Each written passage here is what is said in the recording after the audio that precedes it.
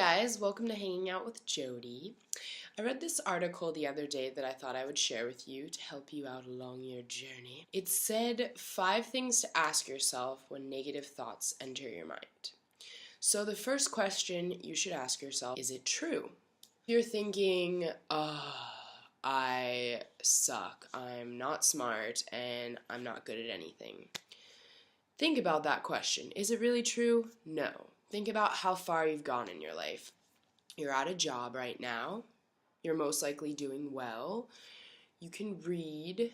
There are so many kinds of smart. So if you feel that you're unable to use your intelligence in a book sort of way, maybe you're intelligent when it comes to sports or art. Try to look and switch your views in a way that makes things easier and more positive.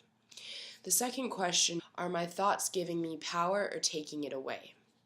That can do with the same negative thought that I told you earlier. So you don't think you're smart. Well, that's taking away your power. That's taking away a positive direction and shifting your thoughts into something extremely negative. I also read that we have thousands of thoughts per day, which is very true. And a lot of these are subconsciously going on in our minds over and over again. So some of these thoughts that we're thinking have already been processed through our brain earlier in the day or days before. So what you can do is start paying attention to your thoughts and noticing when it's negative, when it's positive, when it's, bringing you down or not allowing you to guide yourself and empower yourself. So really pay attention to these thoughts and try to turn them into a positive way. It's an exercise you can do. The first day, you're not going to be able to conquer every single negative thought, but if you start taking steps forward, it's going to help you in the future. The third question, how can I use this experience to better my life? Each time you notice you have a negative thought or you're doing something that doesn't make you think in a more positive manner, you can find a way of shifting your thoughts. If you're unhappy and you're focusing on your unhappiness, it's not going to better your life. It's just going to keep bringing you down. Of course, it's okay to be emotional and to feel those things, but eventually you have to conquer that and push yourself forward so that you can better yourself and provide more positive thoughts in your brain. Fourth question is, what is a habit I could give up that would be more positive in my life?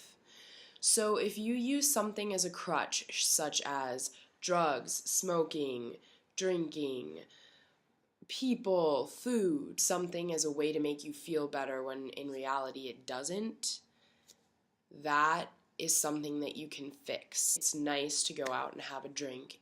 I know people need cigarettes just to relax, but when you're chain smoking or you're drinking to the point of passing out, that's not dealing with the problem or the issue. It's not dealing with the negative thoughts that are running through your mind. There are better ways of dealing with these things. There's writing, there is dancing, yoga, working out, running, boxing,